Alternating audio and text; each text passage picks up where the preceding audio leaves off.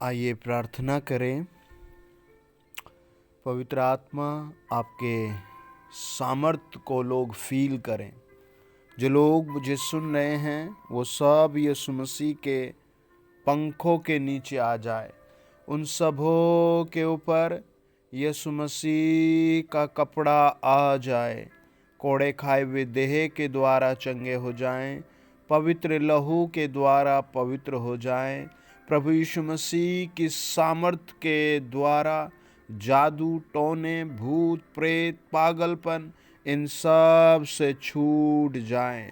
प्रभु यीशु मसीह के पवित्र लहू के द्वारा। पवित्र आत्मा, हर व्यूअर को आशीष दो, हर सुनने वाले को, शेयर करने वाले को आशीष दो, हर एक लाइक सब्सक्राइब करने वाले को आशीष दो।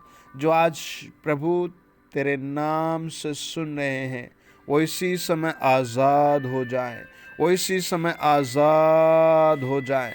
भूत, प्रेत, बीमारी, गठिया बाएं, घुटनों के रोग, हर एक फेफड़े का रोग, पेट का रोग, आँखों का रोग यशायाह 53:5 के अनुसार चंगा हो जाए। पूरी बॉडी, पूरी फैमिली, पूरा साल इनके लिए प्रॉफिट में बदल दिया जाए। पवित्र आत्मा जी, आपके वचनों के द्वारा, पवित्र आत्मा जी, आपकी बड़ाई के लिए इसी समय मेरे हर सुनने वाले के ऊपर एक बड़ा ग्रेस उतर आए, एक बड़ी दया उतर आए, एक बड़ी चंगाई, सफलता उतर आए। नौकरी की सफलता, बिजनेस की सफलता, बांझपन टूटने की सफलता, कर्जों से बाहर निकलने की सफलता, बुरी लतों के छूटने की सफलता, यीशु मसीह के नाम में नया भविष्य उतर आए। आमीन, आमीन, आमीन, आमीन, आमीन, आमीन, आमीन। आज हम बात करेंगे डियर फैमिली, परमेश्वर को स्वीकार करने की। आमीन। अंगीकार करने की। आमीन। पवित्र अंगीकार। हालेलुया। आप मेरे साथ पढ़े रोमियो 10 अध्याय उसका 9 और 10 वचन। लिखा है,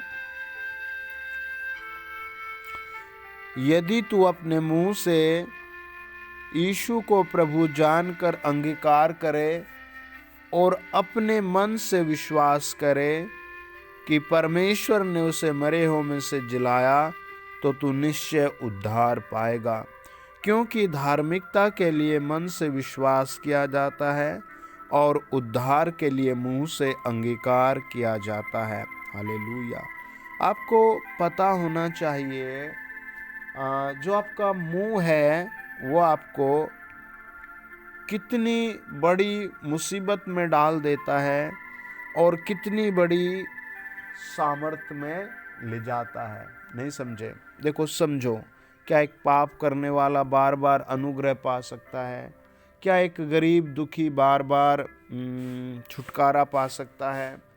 मैं आपको समझाना चाहता हूँ कि आपका मुंह जो आपको प्रभु ने जीभ दी है वो आपके फायदे के लिए दी है। हालेलुया। वो एक्सप्लेन करने के लिए दी है। आमीन। वो प्रभु के वचन फैलाने के लिए दी गई है। आपके शब्दों में आपने देखा होगा कई बार कितने लोगों के शब्दों में कोई भी मिठास नहीं होती, कोई भी त्रुटि नहीं होती, कोई भी समझदारी नहीं होती। वो अपने शब्दों से ही बिल्कुल ऐसी बातें करते हैं जिससे घर के घर टूट जाते हैं। प्रभु यीशु ने कहा कि यदि तू मुंह से अंगीकार करे, है ना, वचन बताता है 9 और 10 वचन, यदि तू अपने मुंह से यीशु को प्रभु जानकर अंगीकार करे। क्या अंगीकार करे? है ना, कि प्रभु यीशु, मैं तो एक पापी व्यक्ति हूँ, मैंने तो पाप में जन्म लिया, मैंने तो बुराई की। जब आप अपने आप को छोटा बताते हैं परमेश्वर के सामने और अपनी वास्तविक स्थिति को देखते हैं, आपको नहीं पता आपके मन में क्या चलता रहता है ना, और वो प्रकट होता है एक विकराल रूप लेकर के। आपको क्या लगता है कि कोई बेटी या बहन अपने घर से भाग जाती है या अपने पति के साथ नहीं रहती या फिर वो दूसरे पति के साथ भागती है या फिर कोई चोरी करता है, क्या वो एक ही मिनट का परिणाम होता है? नहीं, वो बहुत दिनों से अपने मन में इस बात को रखता है, बहुत दिनों तक उसके मन में ये बातें चलती रहती है, बहुत दिनों तक वो अपने मन में इन बातों को समेटे रखता है, खलबली मची रहती है। फिर एक दिन वो इसको प्रकट कर ही देता है कि मेरे मन में ये बात थी और ये बात मैं आज तुझे कह रहा हूँ। प्रभु का वचन कहता है कि जब आप अपने मुंह से यीशु को प्रभु जानकर अंगीकार करते हैं और जो मन में भरा हुआ कबाड़ा है, मन में भरी हुई बुरी सोच है, मन में भरी हुई ईर्ष्या है ना। आपने देखा होगा कई बार एक छोटी सी गलती पर ही बहुत बड़ा झगड़ा हो जाता है। कई लोगों को घर छोड़ना पड़ता है, नौकरी छोड़नी पड़ती है। क्यों? क्योंकि उनके मन में तो कई चीज़ों को लेकर के पहले से ही विरोध भरा हुआ था। जैसे एक बेटी थी, बहुत गरीब घर की, उसने नौकरी मिल गई और उसके नौकरी पर बहुत लोगों के मन में ईर्ष्या आई, लेकिन तब तो कोई प्रकट नहीं कर पाया। लेकिन बाद में बहुत, जब उससे कोई छोटी सी गलती हो गई तो सब लोगों ने उस पर ताने ही कसे। ऐसे ही मन में न जाने क्या क्या किस किस कारण भरा रहता है, पता नहीं क्या क्या चलता रहता है। उस बात को हटाने के लिए, उस बात को ठीक करने के लिए प्रभु ने कहा अपने मन से विश्वास करे और परमेश्वर ने उसे मरे हुओं में से जिलाया तो तू निश्चय उद्धार पाएगा। और अपने मन में, अपने हृदय में इस बात को पूरी ताकत के साथ फिट करे, समझाए कि प्रभु यीशु मसीह मेरे लिए मारा गया, मेरे लिए गाड़ा गया और तीसरे दिन जी उठा और आज भी जीवित है। इस बात पर क्लेम करे, इस बात पर विश्वास करे। देखे अंगीकार किस किस के पुराने नियम में क्या क्या होता था। लेवी व्यवस्था 16 अध्याय 21 वचन, हारून अपने दोनों हाथों को जीवित बकरे पर रखकर इज़राइलियों के सब अधर्म के कामों और उनके सब अपराधों और उनके सारे पापों को अंगीकार करे और उनको बकरे के सिर पर धरकर उसको किसी मनुष्य के हाथ जो इस काम के लिए तैयार हो जंगल में भेजकर छुड़वा दे। और व्यवस्था 16 अध्याय बताता है कि एक पापी कैसे अपने पापों के कामों से या सजा से छुटकारा पाता था। वो एक बकरे को लेता था। आपने आज भी चारों तरफ मिलियंस लोगों को देखा होगा जो अपने छुटकारे के लिए अलग अलग जानवरों को बलि चढ़ाते हैं, अलग अलग चीज़ों को बलिदान करते हैं। लेकिन जब आप प्रभु यीशु के पास आते हैं तो प्रभु यीशु ही आपके और मेरे और हर विश्वास करने वाले के लिए उत्तम बलिदान बन गया। आपको इस बात को समझना है, विश्वास करना है, मानना है और याद रखना है, तभी वो अंगीकार स्वीकार होता है कि प्रभु यीशु मसीह को आप अपने मुंह से स्वीकार कर रहे हैं, मन से विश्वास कर रहे हैं। आमीन। बाइबल बताती है 26 अध्याय 41 वचन लेवी व्यवस्था, इसी कारण वह हमारे विरुद्ध होकर हमें शत्रुओं के देश में ले आया। यदि उस समय उनका खतना रहित हृदय दब जाएगा, वे उस समय अपने धर्म के दंड को अंगीकार करेंगे। और वो कहता है कि यदि तू अपने अंगीकार को ठीक करे तो अधर्म के दंड से तू बच जाएगा। लेकिन आज मैं आपको बताता हूँ, एक घर में बहुत बड़ी चोरी हो गई और उस मालिक को पता था कि इस घर में कोई भी दूसरा व्यक्ति नहीं आ सकता। और वो बेचारी मालकिन रोती रही और उसका पति उसे पीटता रहा। और फाइनली पति के दिमाग में आया कि मैं अपनी पत्नी को इस तरह बैंत से ना पीट करके सारे घर के मेंबरों को बुलाऊं। और उसने बुलाया और गेट बंद किया और सबको पीटा। लेकिन जिस आदमी ने सामान चुराया था, सोना, वो बोल ही नहीं रहा क्योंकि उसको एक भी बैंत नहीं लगी थी। फाइनली उसने उसको भी पीटा। जब उसको पीटा तब उसने कहा हाँ मैंने इसको नहीं उठाया। फाइनली उसने कहा हाँ मैंने उठाया है।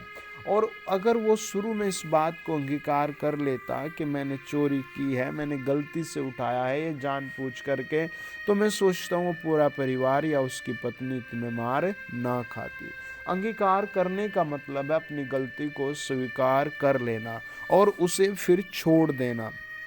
आज की दुनिया में लोग अपनी गलतियों को अंगीकार करना नहीं जानते। वो समझते हैं कि मैंने दूसरे को उल्लू बनाया, वो यही समझते हैं कि परमेश्वर को भी हमने उल्लू बनाया।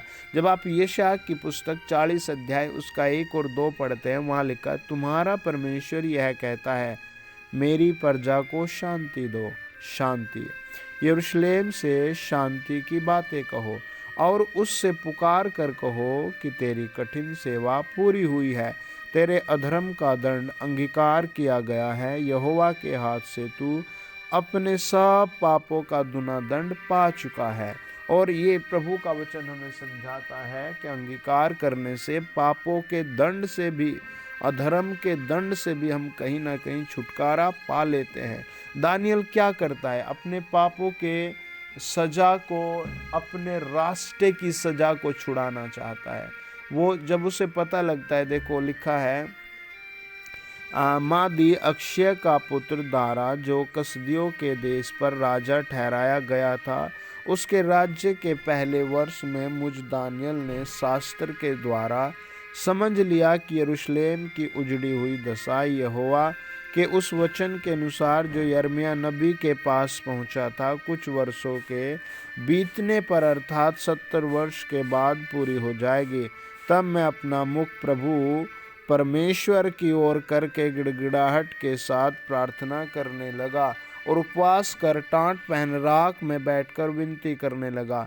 मैंने अपने परमेश्वर यहोवा से इस प्रकार प्रार्थना की और पाप का अंगीकार किया, हे प्रभु, तू महान और भय योग्य परमेश्वर है, जो अपने प्रेम रखने और आज्ञा मानने वालों के साथ अपनी वाचा को पूरा करता है और करुणा करता रहता है। हम लोगों ने तो पाप, कुटिलता, दुष्टता और बलवा किया है और तेरी आज्ञाओं और नियमों को तोड़ दिया है। और तेरे जो दास नबी लोग हमारे राजाओं, हाकिमों, पूर्वजों और सब साधारण लोगों से तेरे नाम से बातें करते थे, उनकी हमने नहीं मानी।